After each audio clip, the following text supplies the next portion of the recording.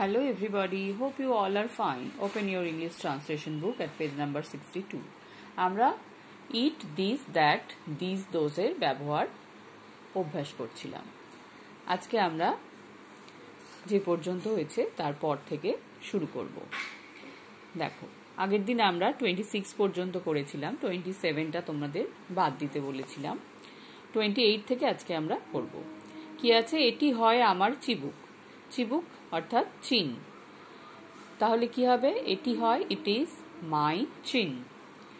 এরপরে দেখো, ওইটি ছিল তোমার টুপি। এই যে ছিল আছে মানে এটা পাস্ট টেন্স, তাই এগুলো তোমাদের এখন করতে হবে না, এটা তোমরা কাটা দিয়ে দেবে। তারপরেরটায় দেখো, ওইগুলি হয় আমাদের শ্রেণীকক্ষ। ওইগুলি অর্থাৎ দূরে আছে এবং অনেকগুলো আছে, তাহলে দোজ আর আওয়ার ক্লাসরুমস। এটি হয় তার রোদ চশমা। রোদ চশমা অর্থাৎ সানগ্লাস। তাহলে কি হবে? This is his or her sunglass বা it is his or her sunglass. এটি ছিল তাহাদের বাগান। এটাও দেখো ছিল আছে, বাদ দিয়ে দেবে। যেগুলো ছিল দিয়ে আছে অর্থাৎ 32, 33, 34 তোমরা বাদ দিয়ে দেবে।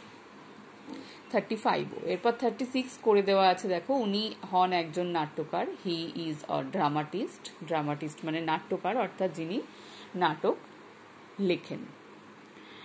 এরপর 37 আছে, ওই সিংহগুলি হয় হিংস্র। হিংস্র অর্থাৎ ফেরোসাস।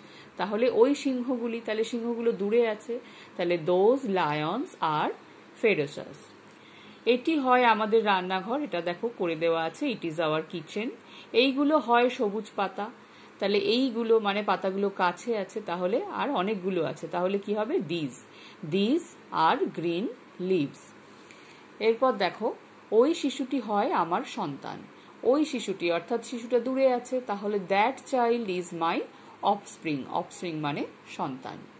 এরপর দেখো, এটাও ছিল দিয়ে আছে, এটাও তোমরা বাদ দিয়ে দেবে। এরপর এইগুলি হয় চিতাবাঘ। এটা করে দেওয়া আছে, দিজ আর লেপার্ডস। তারপরে আছে, এই রাস্তাটি হয় মসৃণ। মসৃণ অর্থাৎ উঁচু নিচু নয়, সমান, তাকে বলা হয় ইভেন। তাহলে কি হবে? এই রাস্তাটি, তাহলে দিজ রোড ইজ ইভেন। ওইটি হয় তোমাদের বিদ্যালয়। ওইটি মানে দূরে আছে এবং একটা জিনিস বোঝাচ্ছে, তাহলে দ্যাট হবে, দ্যাট ইজ ইয়োর স্কুল। এই পর্যন্ত সুন্দর করে তোমরা তোমাদের বইতে করে ফেলবে। সবাই ভালো থাকবে। কোথাও বোঝার সমস্যা হলে ক্লাসে জেনে নেবে। বাই।